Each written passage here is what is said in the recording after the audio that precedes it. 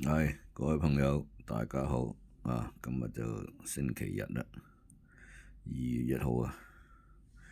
嗱，今晚呢就足彩提供兩場畀大家參考一下，一隊就西甲嘅皇馬對住華力簡奴，一隊就曼聯對住富咸英超嘅。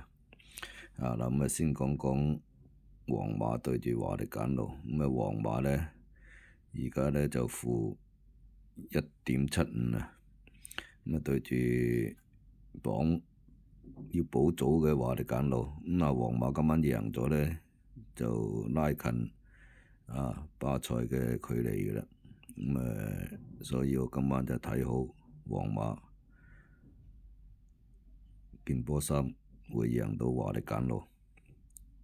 對英超曼聯對住富咸，曼聯炒咗教練之後呢，就近排嘅狀態比較好嘅，上場仲客場都贏到。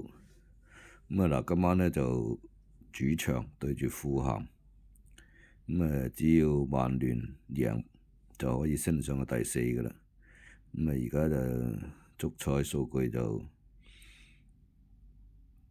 -1嘅，我今晚就鍾意曼聯件波衫。鍾意嘅頻道就點讚，關注一下，轉發一下，希望能夠幫到大家。只能夠係參考。要想精選嘅波衫呢，就留言。今晚呢就到此為止，聽日再見。祝大家好運，好，拜拜。